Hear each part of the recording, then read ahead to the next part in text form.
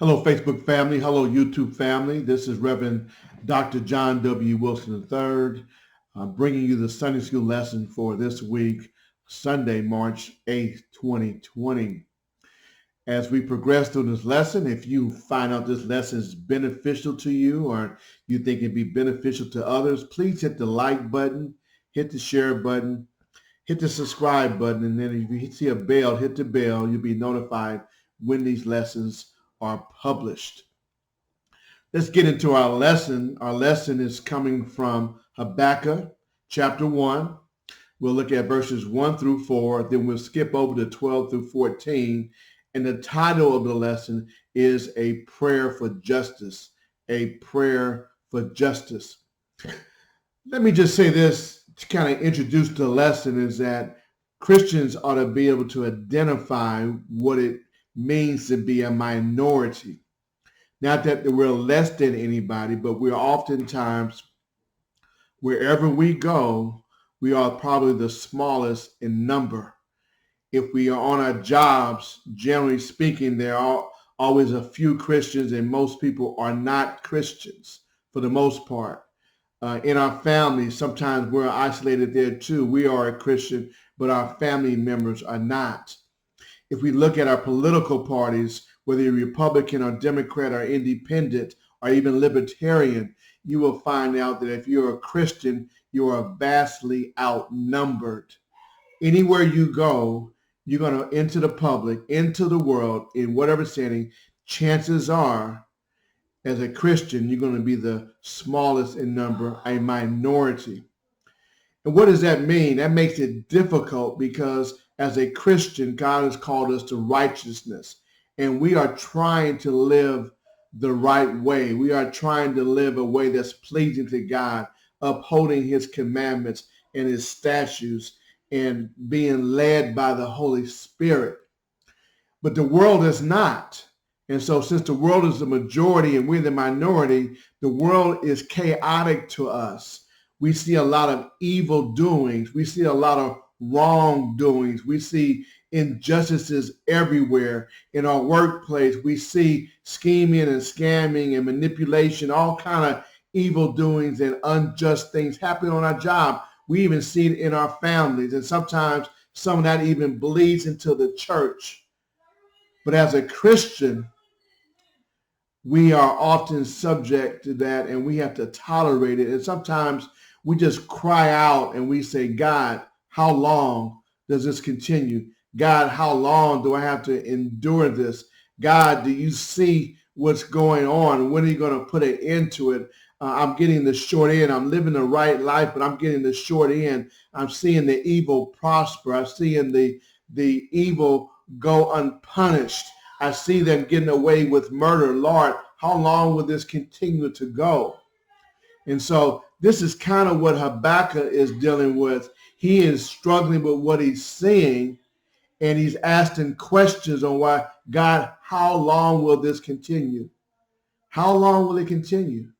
How long will you allow the evil to run this world? How long will you allow the evil to get away with murder, to get away with stealing, to get away with mistreating people? How long?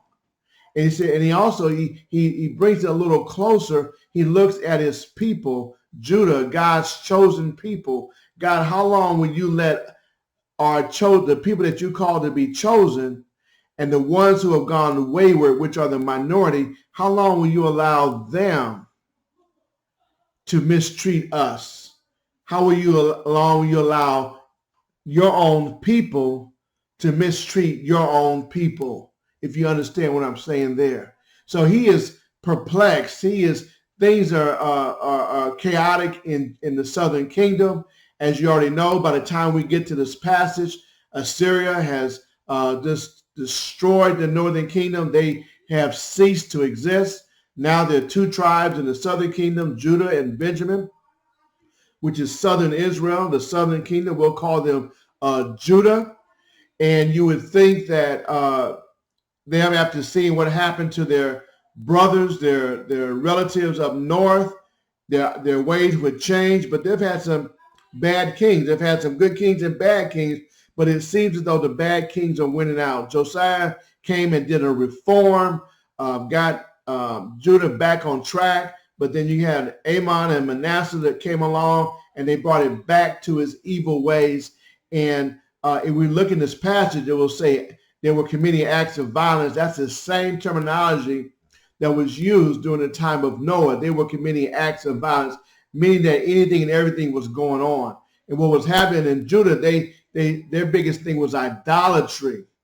You had them worshiping Baal. They were sacrificing children. They were sacrificing horses to the sun god. They were worshiping in a temple of prostitution. The temple that they had, they were letting it run down. They were no longer keeping the virtues and the standards of which God had commanded them. The majority of the people, except for a remnant, had completely turned their backs on God and were absorbed into evil doings and wrongdoings and an abundance of idolatry.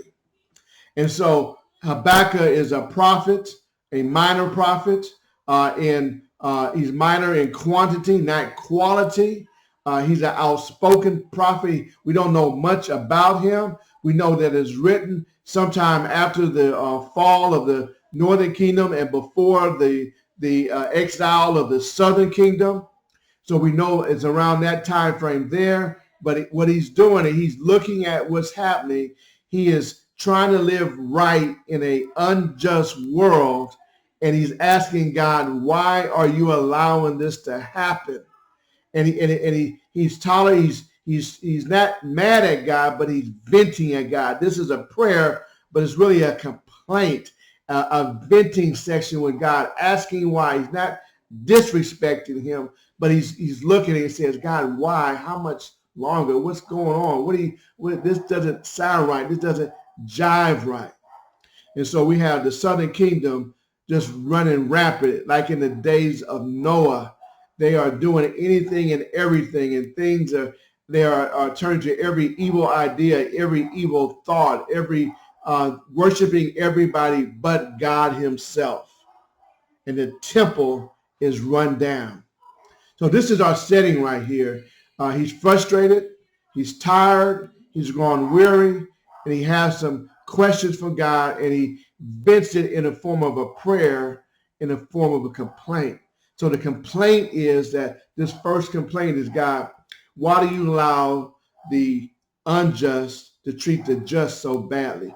Why do you allow the unjust people of Judah to treat the righteous people of Judah so bad?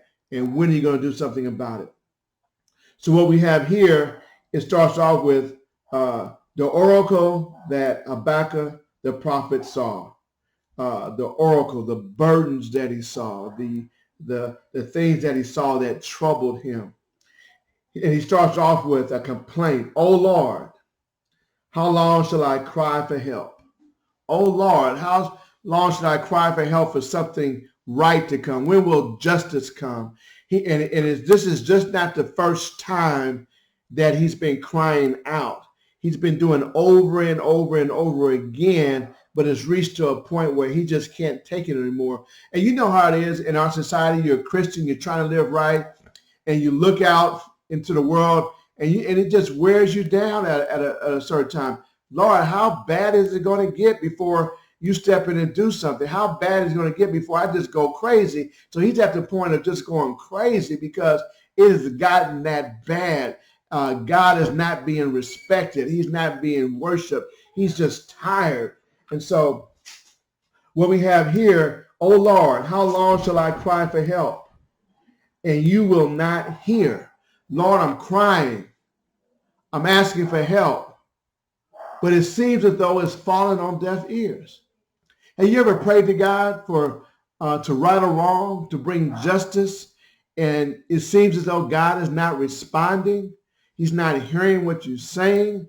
You've searched it and you evaluated. God, I don't think I'm wrong. I think I did everything right, but I'm not getting justice on my job. I'm not getting justice in this world here. I'm not getting justice in my family. I'm not getting justice in my social network. Somebody has wronged me and I'm not getting justice. And yet they are living all kind of ways and they're getting away with it, Lord. And I've been crying out, but I just don't hear anything from you. You're not responding. You're not telling me anything. And I just don't know how long do I have to keep crying, and you will not hear. When will you do something?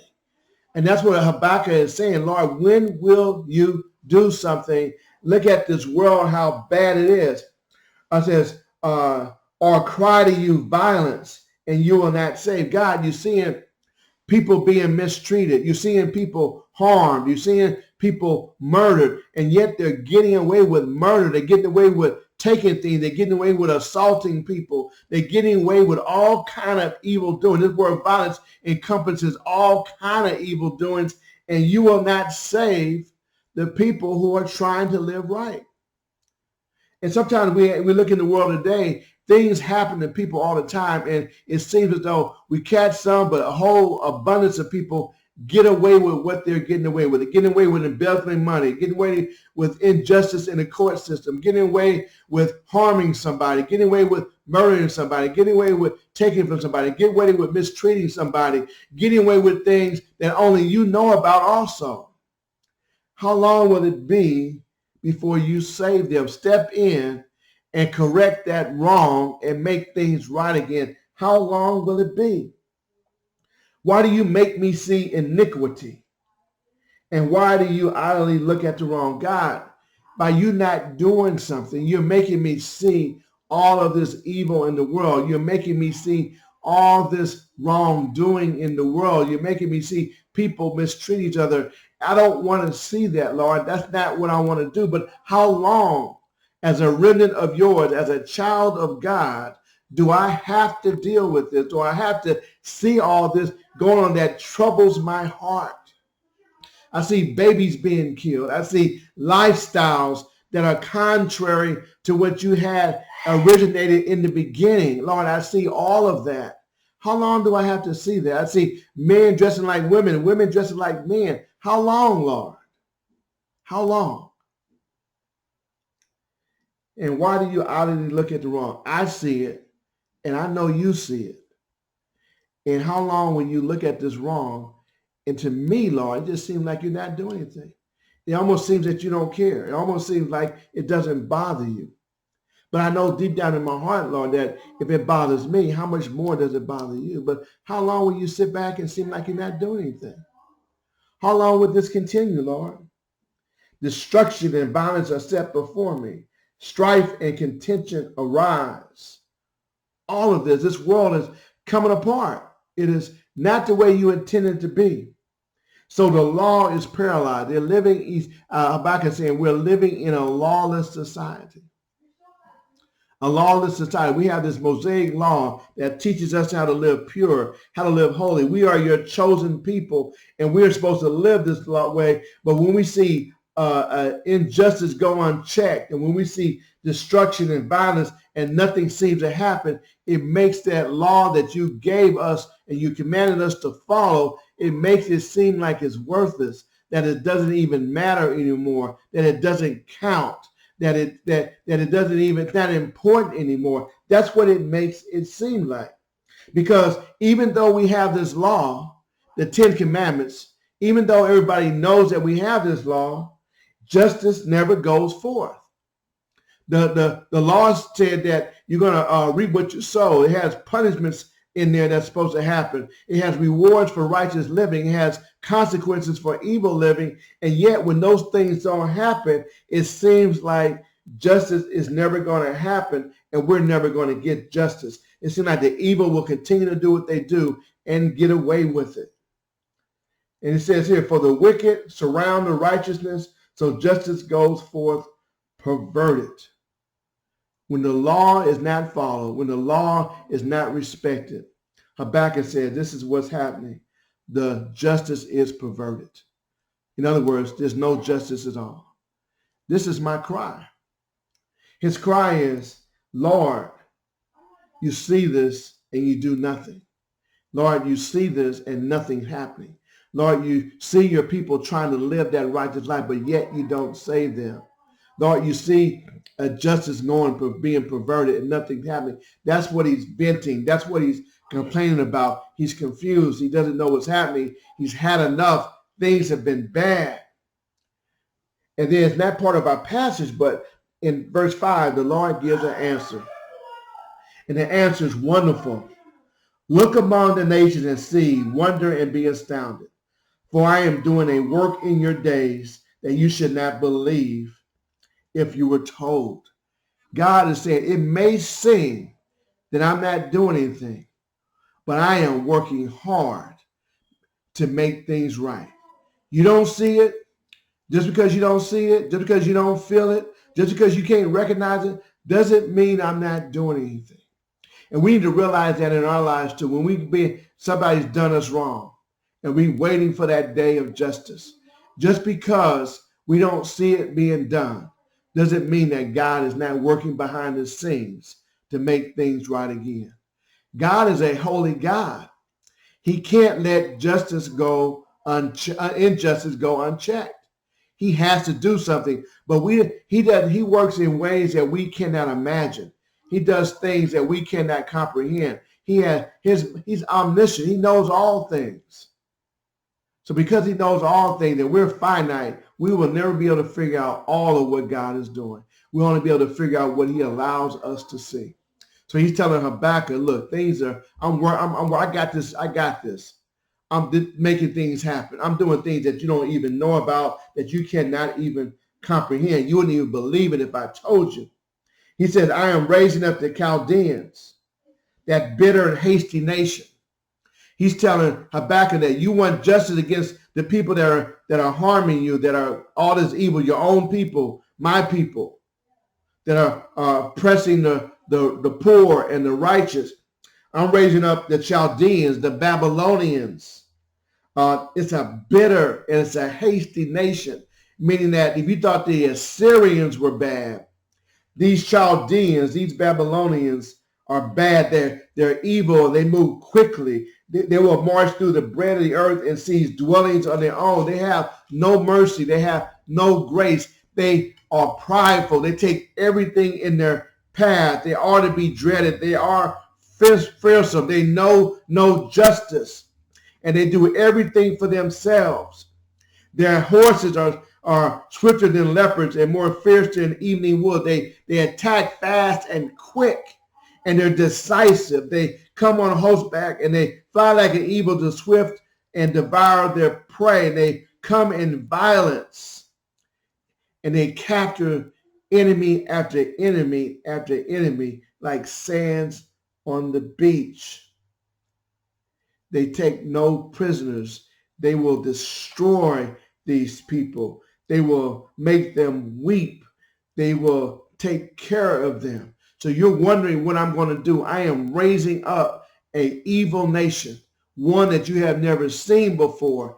They will come upon Judah and they will wreak devastation on Judah like you have never seen before. You want them to be punished. This is what will happen to them, something that you have never seen before. Then we have Habakkuk's second complaint. His second complaint is, God, I wanted justice. I didn't want it this bad. How could you do this to us, your remnant, your chosen people? How could you raise up an evil nation, more evil than us, to come and punish us? That just doesn't sound right. He says, and are you not from everlasting? God, he's theological truth. God, you are without end, without beginning. You are everlasting. You will never cease to exist. O Lord, my God, the Holy One, we shall not die. God, I know what you just said about this devastation and coming this way, but because I know who you are, and I know that you are holy, and I know that we are connected with you, and because we are connected with you, we may suffer greatly, but I know that we will not die, as opposed to what happened to the northern kingdom. You will not destroy us completely. Lord, I know that, and I thank you for that. Oh, Lord, you have ordained them as judgment. I know you're going to use them to judge us and to judge others mainly us, and you, O rock, have established them for reproof. Their justice will come in a way to correct us. There'll be the consequence of our actions. O rock, O great judge, O one who never changes, I understand why you're bringing them into our lives. For you are of pure eyes, you who are pure eyes, then to see evil and cannot look at wrong. You see evil in ways that we cannot imagine. You see evil for what it really is. Your eyes are pure and holy, so you see it. You see things that we cannot see. And I know because you have holy eyes, you have pure eyes, cannot tolerate evil. You cannot look at wrong. I understand that. Then my question is, why do you idly look at the traitors and remain silent when the wicked swallow up the man more righteous to me? This is his thing. I understand what you're doing. I understand why the Chaldeans, the Babylonians are coming and doing what they're doing.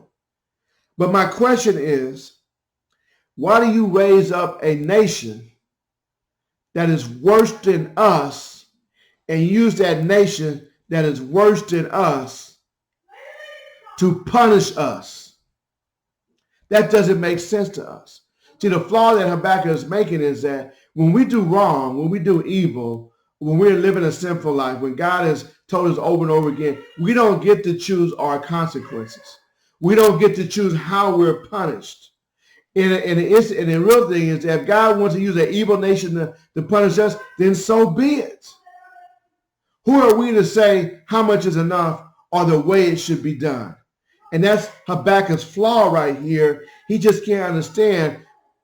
You're using a nation, an evil nation, to rise up against us, and yet there are righteous in that nation who will be affected by your punishment. And sometimes, as you know, if you live long enough, the righteous are punished along with the wicked. It may not seem fair, but it happens that way. We have innocent people who get killed all the time, innocent bystanders, innocent people in war, and they get killed right along with the evil. And sometimes that happens, and that's his dilemma. You're going to remain silent when the wicked swallows up the man more right. When they come, you're going to be silent when they swallow up the righteous, the remnant that's there. Not everybody's there is living wrong, but yet the righteous are going to get punished too. It says, you make mankind like the fish of the sea, like crawling things that have no ruler. You make us feel like you're not there. You're not with us. You're not a protector. We're just like the fish of the sea, the crawling things that just go about, has no rule at all. You're like, you're not there. You're not involved in our lives. But that's not true. So this is Habakkuk. We're going to get into chapter 2 next time. But this is Habakkuk's dilemma. And what we have to do sometimes, we have to know God and read his word the best we can so we can understand God the best we can. I can feel Habakkuk because this enemy that's coming is going to be devastation and destruction. And he's wondering, those who try to live right, why do they have to suffer too? And sometimes in God's wisdom and the righteous have to suffer along with the wicked. But we're going to find out in chapter 2, the righteous shall live by faith. God does not abandon the righteous. They may have to go through some difficult times. They may have to experience what other people experience. But the righteous shall live by faith. That means that God is always with them. That means no matter what they go through, God is going to protect them, guide them, strengthen them to endure whatever adversity or trial that they're being put through. That's what's going to find. And then what Habakkuk is going to learn later is that through difficult times, even though you're innocent, even though you may not deserve this, you have to sit back, have faith, and trust God. Have faith and trust God, because the righteous live by faith, and the righteous, they trust God. And that's what Habakkuk is going to learn. That's what we're going to learn throughout this rest of this book. But I can understand what's going on. So if you're going through something, if you feel like there's injustice in this world, you've been wrong. You don't like what you see. You don't like what your so-called brothers in Christ, how they're treating you in the church. Just live by faith. Continue to pray. Continue to endure. Know that God hears your cry. Know that God is working something up in the background to remedy that situation. It may be hard on everybody, but God is going to address that problem. I hope this lesson has been beneficial to you. I'm excited about this. We get to study the book of Habakkuk. We get to see how God deals with this situation here that Habakkuk is lamenting, crying out, complaining about. And we get to bring it into our lives when the world is not acting right, when we're in a situation that's just not right, when we see evil abounding and evil prospering. What do we do? What do we do when we have to suffer right along with the wicked? How do we handle that? When we get laid off our job, just like the wicked. When we get yelled at by someone, just like the wicked. When the economy goes bad and it affects the wicked and it affects us, how do we handle that? Live by faith, trust God, and see what God will do. And I guarantee you, we will not be disappointed. May God bless you. I look forward to speaking with you next week. Enjoy your Sunday school lesson this Sunday. Amen.